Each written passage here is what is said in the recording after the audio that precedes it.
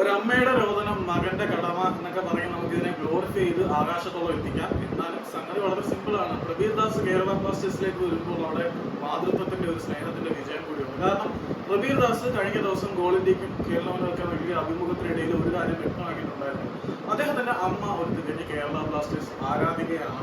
അതിൽ തന്നെ ഇത്തരത്തിലൊരു തീരുമാനം ഏറ്റെടുക്കുന്നതിലേക്ക് പോസിറ്റീവായിട്ട് നയിച്ചിട്ടുണ്ടെന്നാണ് അദ്ദേഹം പറഞ്ഞിരിക്കുന്നത്. കരോലിസ് കിങ്സ് അല്ലെങ്കിൽ കേരള ബ്ലാസ്റ്റേഴ്സുമായി ബന്ധപ്പെട്ട അധികൃതർ അദ്ദേഹത്തെ സമീപിച്ചത് വളരെ കൺവിൻസിംഗ് ആയിട്ടുള്ള വളരെ വിഷണറി ആയിട്ടുള്ള ഒരു സ്പോർട്ടിംഗ് പ്രൊജക്റ്റുമായിട്ടാണ്. താൻ ഏറ്റവും കൂടുതൽ യോജിക്കുന്ന ഒരു സിസ്റ്റത്തിലേക്കാണ് താൻ കടന്നു ചെല്ലുന്നത് എന്ന് കേരള ബ്ലാസ്റ്റേഴ്സിന്റെ അധികൃതർ തന്നെ സമീപിച്ചപ്പോൾ തന്നെ പ്രബീർ ദാസിന് മനസ്സിലായി.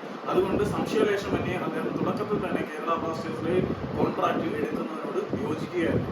അതിനോടൊപ്പം അദ്ദേഹത്തിന്റെ മാതാവിനും ക്ലബിനോടുള്ള ഒരു ആരാധനയും ഇത്തരത്തിലുള്ള തീരുമാനങ്ങൾ എടുക്കുന്നത് അദ്ദേഹത്തിന് കുറെ കൂടി കാര്യങ്ങൾ എളുപ്പമാക്കി മാറ്റിയെന്ന് പറയാം. പ്രബീർ ദാസിന്റെ അമ്മയെ സംബന്ധിച്ചിടത്തോളം ആ സ്ത്രീക്കും കേരള ബ്ലാസ്റ്റേഴ്സ് എന്ന ക്ലബിനോട് വളരെയധികം ആരാധനയുണ്ട്. കേരള ബ്ലാസ്റ്റേഴ്സിന്റെ ആരാധകരാൽ സമ്പന്നമായ നിറഞ്ഞ ഗാലറിക്ക് നടുവിൽ മഞ്ഞ ജേഴ്സി അണിഞ്ഞിരുന്ന് തന്റെ മകന്റെ മഞ്ഞ കുപ്പായത്തിലെ കളി കാണാൻ തന്റെ അമ്മ ആഗ്രഹിക്കുന്നുണ്ട്.